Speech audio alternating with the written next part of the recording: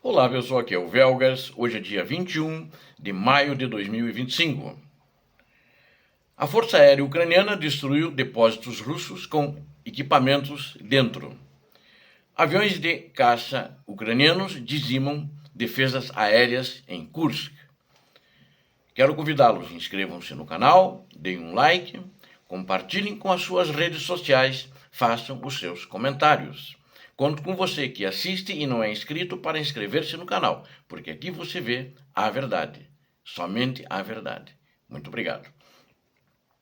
Esse vídeo, os dois assuntos basicamente estão se referindo à atuação da Força Aérea Ucraniana, que agora está divulgando mais as suas ações, está inclusive muito atuante. Ela já estava atuando muito antes, mas com certo receio, principalmente com relação aos caças americanos F-16, que a quantidade deles era muito pequena e a Ucrânia não queria perder.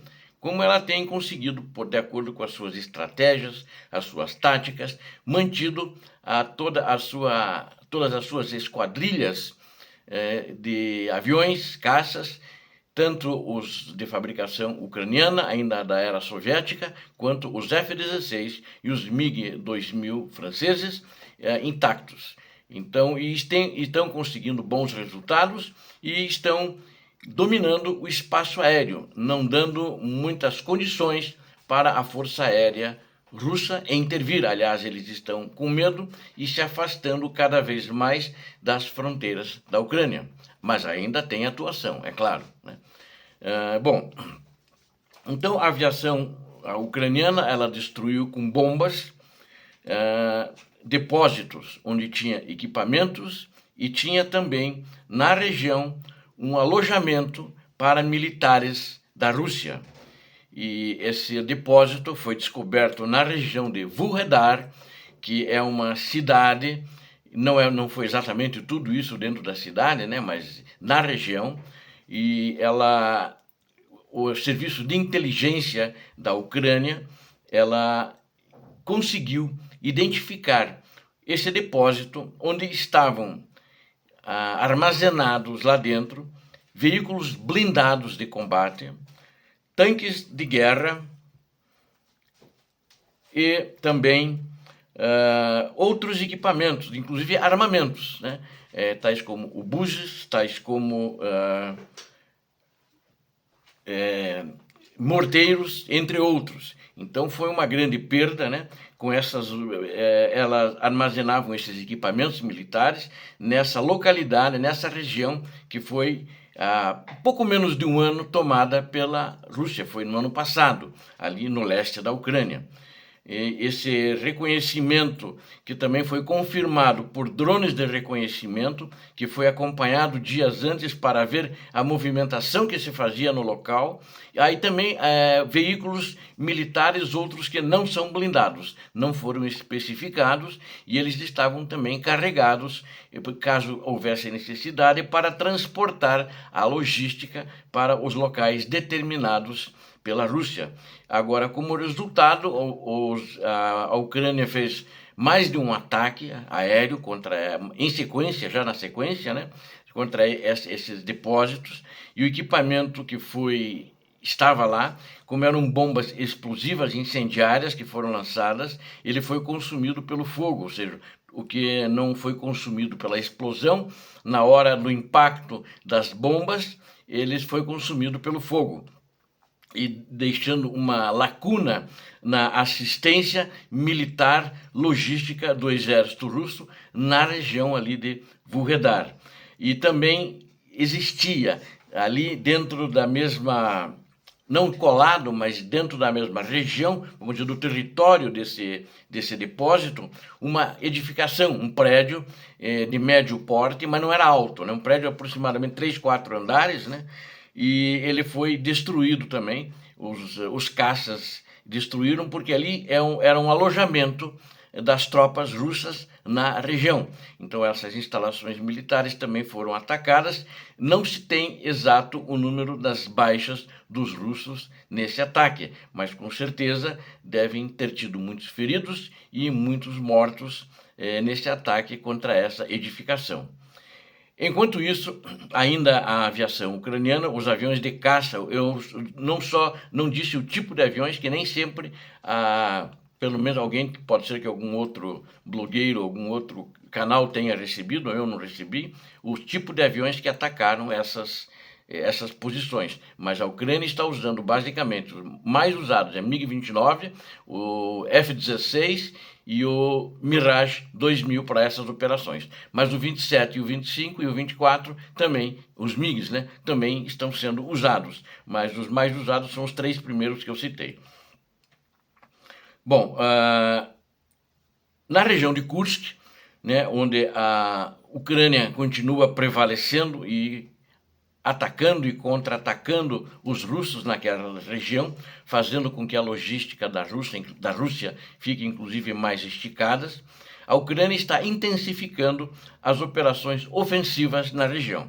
À medida que as forças ucranianas continuam avançando em Kursk, os mísseis HIMARS, que são disparados de terra, e os ataques da Força Aérea Ucraniana têm desempenhado um papel crucial para virar a maré e preparar o cenário para novos ataques ucranianos.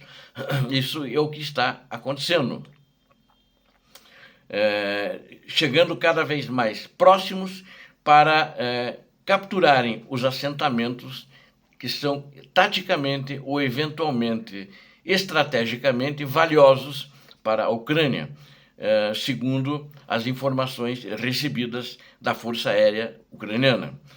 Estrategicamente, essas operações visam desviar a Rússia no esforço para que a sua campanha na região de Donbás, agora no verão, fracasse e mantê-los presos à região de Kursk, porque aí eles não vão poder desviar tropas de Kursk para reforçar a região de Donbás, porque como a Rússia está com falta de militares e ela está pegando onde ela acha que estão sobrando, onde ela vai fazer menos intensidade de ataques para a região de Donbás, no leste da Ucrânia, então eles aí dessa região tipo Kursk, Belgorod, eles não vão tirar, porque aí inclusive provavelmente vão ter que trazer mais gente, estão procurando formar uma concentração maior de tropas para tentar expulsar os ucranianos. Então o objetivo hoje da Ucrânia em Kursk é prendê-los ali e trazer mais tropas, desviando-os inclusive do leste da Ucrânia e de todas as outras regiões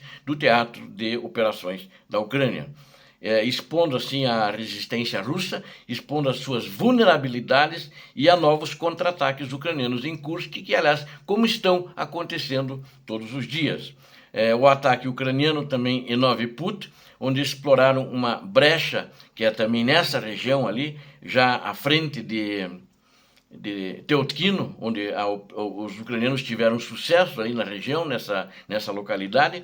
Isso está permitindo que os ucranianos aumentem a pressão também em outros lugares e pressionem mais taticamente, fazendo uma melhoria de suas posições. Ao controlar mais à frente a região de Kursk, as forças ucranianas elas também estão encurtando as suas defesas de fronteira em mais de 15 quilômetros. A segurança ali da região permite que as forças ucranianas elas estejam melhor protegidas e usando inclusive as defesas que já tinham sido feitas pelas tropas russas e que os próprios ucranianos usaram antes de saírem da região, antes que eles vieram para a Súdia e os ucranianos recuaram mais, ou seja, a Ucrânia está numa boa posição ali na região e ela fica...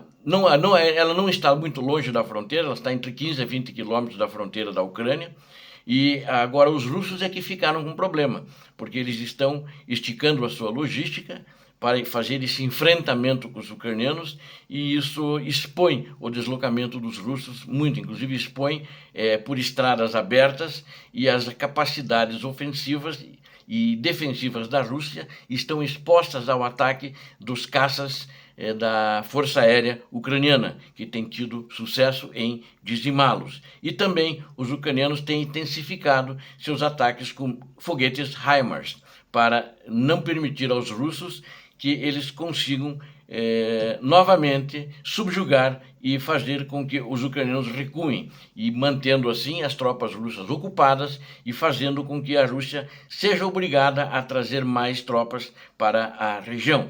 A atividade da aviação da Força Aérea Ucraniana nesta área implica que os ucranianos suprimiram com sucesso os sistemas de defesa aérea da Rússia, já quando começou agora essa fase da Ucrânia voltar a contra-atacar. Ou seja, essa incursão, eles destruíram muitas baterias antiaéreas da Rússia com sucesso. E esse sucesso é graças à Força Aérea e às baterias HIMARS, que estão fazendo esse trabalho depois do reconhecimento das suas localizações.